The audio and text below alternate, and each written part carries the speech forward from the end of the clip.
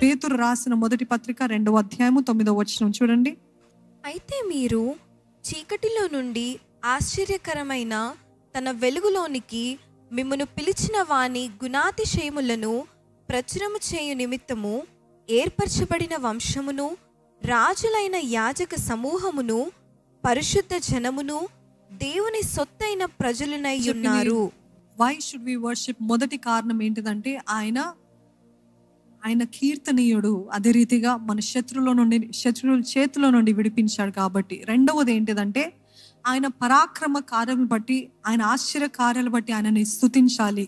ఆయన గొప్ప దేవుడు, ఆయన చేసిన ఉపకారాలు అన్నిటిని బట్టి ఆయనని స్తుతించాలి. మూడవది ఏంటిదండి? మనము చేసే స్తుతుల పైన ఆయన ఆసీనుడు అవుతాడు కాబట్టి మనము స్తుతిస్తే పరిశుద్ధాత్మ దేవుడు ఆ స్థలాన్ని అంతా కూడా ఆవరిస్తాడు. ఎంతమందికి అటువంటి ఎక్స్పీరియన్స్ ఉంది, అటువంటి అనుభవం ఉంది? As I worship I could feel, because God manifest himself. పరిశుద్ధాత్మ దేవుడు కనపరుచుకుంటాడండి. కనపరుచుకున్నప్పుడు, దేవుడు తన శక్తిని కనపరుచుకున్నప్పుడు హృదయంలో, దేహంలో కొన్ని మార్పులు జరుగుతాయి. I don't want to explain all that, but you know కదండి. పరిశుద్ధాత్మ దేవుడు నన్ను తాకినప్పుడు ఆ శక్తి తట్టుకోలేక you can experience it. You can experience warmth or heat, or you will start speaking in tongues.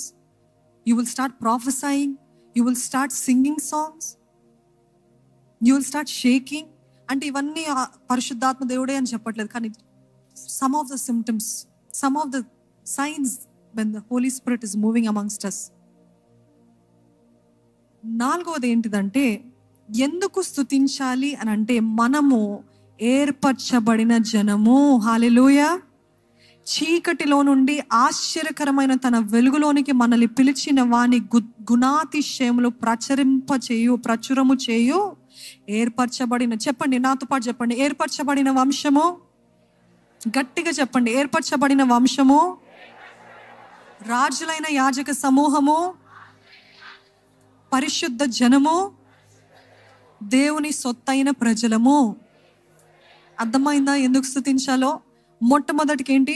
We are chosen generation. Hallelujah. రాజులైన యాజక సమూహము. మూడవది పరిశుద్ధ జనము.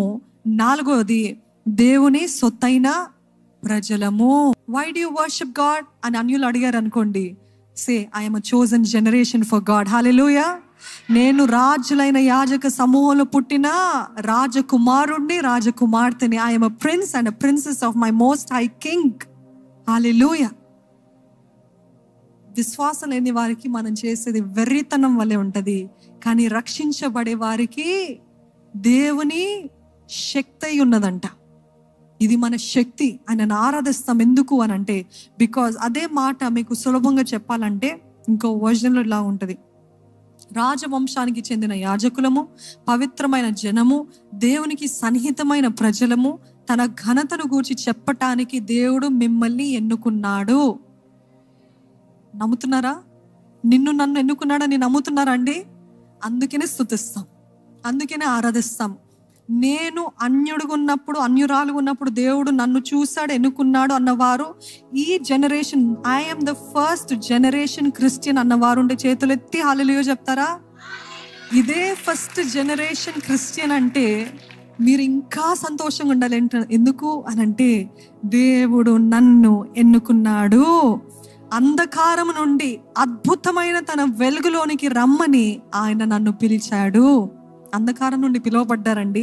చీకటిలో నుండి ఆశ్చర్యకరమైన తన వెలుగులోనికి నన్ను పిలిచాడు కాబట్టి నేను మౌనంగా ఉండలేను. దేవుని గుణాతిశయములు అంటే ఆయన గురించి నేను పాడాలి, ప్రచురము చేయాలి, మాట్లాడాలి, చెప్పాలి, ప్రకటించాలి అని దేవుడు నన్ను ఎన్నుకున్నాడు.